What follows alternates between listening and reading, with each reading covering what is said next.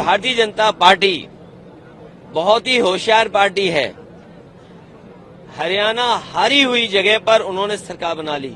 महाराष्ट्र में लोगों को रोजगार और नौकरी मिलती थी, आज महाराष्ट्र के कारखाने यहां से छीन करके गुजरात भेजे जा रहे हैं। महाविकास आघाड़ी में एमवीए में समाजवादी पार्टी ने 12 सीटें मांगी हैं और हम वो लोग हैं जो कभी कभी कम सीटों पे भी संतुष्ट हो जाते हैं।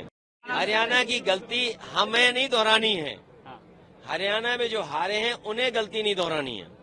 और क्योंकि भारतीय जनता पार्टी बहुत ही होशियार पार्टी है, हरियाणा हारी हुई जगह पर उन्होंने सरकार बना ली, इसलिए हम लोगों को सावधान रह करके और अपने वोट को बचा के भी रखना है। क्योंकि बीजेपी के लोग जानते हैं महाराष्ट्र की सरकार अगर नहीं बनी तो दिल्ली की सरकार चली जाएगी, और महाराष्ट्र की सरकार इसलिए नहीं बनेगी क्योंकि महाराष्ट्र में लोग रोजगार और नौकरी करते थे, महाराष्ट्र में लोगों को रोजगार और नौकरी मिलती थी, आज महाराष्ट्र के कारखाने यहां से छीन करके गुजरात भेजे जा रहे हैं। जो प्रतिमा लगी थी छत्रपति शिवाजी महाराज को न केवल महाराष्ट्र के लोग बल्कि पूरे देश के लोग उन्हें मानते हैं, पूजते हैं, हमारे उत्तर प्रदेश के लोग भी मानते हैं। सोचिए उनके स्मारक में, उनकी प्रतिमा में ये घपले कर रहे हैं, तो महाराष्ट्र की जनता ये अपमान कभी स्वीकार नहीं करेगी। महाराष्ट्र की जनता इसको अपना सम्मान का चुनाव भी समझ रही है। आप बार-बार कह रहे हैं दिल्ली का सरकार जाएगा, क्या कुछ कारण या कुछ चल रहा है क्या दिल्ली के सरकार जाने के लिए? नहीं, देखिए महाराष्ट्र की जाएगी तो दिल्ली की भी जाएगी। जैसे महाराष्ट्र की सरकार इन्होंने हत्या ली खोखे से, डरा करके और संस्थाओं से दबाव बनवा करके, तो जब महाराष्ट्र की जाएगी और दिल्ली की भी सरकार इनकी अपनी सरकार नहीं है, वो भी सहयोगी सरकार है। पता नहीं वो दो साथी कब चले जाएं या कब उनका साथ छोड़ दें।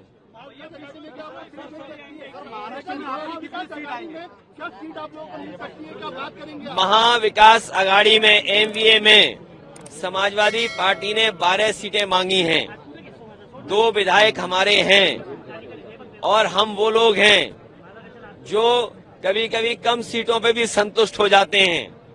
कम से कम सम्मान की तरह जिस तरीके से समाजवादी लोग यहाँ तैयारी कर रहे हैं, इरशाद हैं।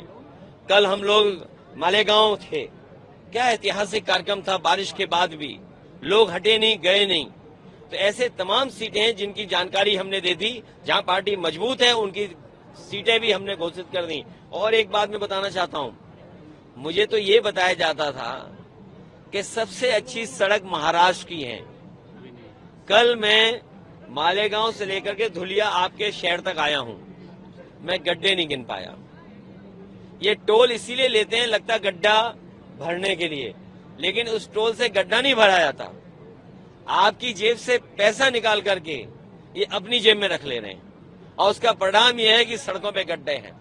हमारे यहाँ उत्तर प्रदेश में जो सड़कें बनी हैं उसमें आप हवाई जहाज उतार सकते हैं, और जिस समय समाजवादी लोगों ने सुकोई, मिराज और हरक्यूलिस सड़क पे उतारा था, उसी समय देश के प्रधानमंत्री जी, देश के सड़क मंत्री ने ये कहा था कि हम ऐसी 30 हाईवे बनाएंगे जिन पर हवाई जहाज उतर सकता है।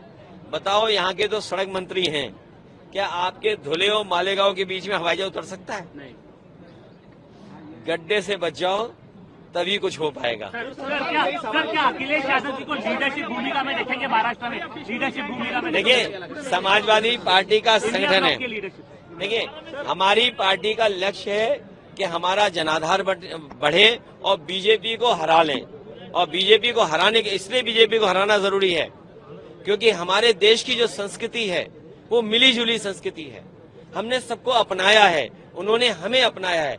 जो लोग यहाँ आए, उस भारत भूमि पर जो लोग आए उन्हें अपना लिया, हमने उन्हें अपमान लिया।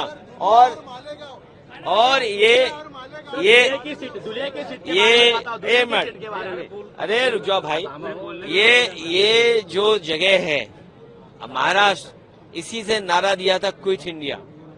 इसी महाराष्ट्र ने, बाल गंगाधर तिलक जी ने गांधी जी को बुला करके देश की लड़ाई को आगे बढ़ाने का काम किया था।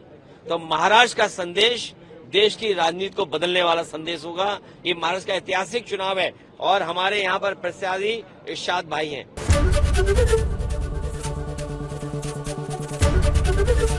एबीपी गंगा, खबर आपकी, जुबान आपकी।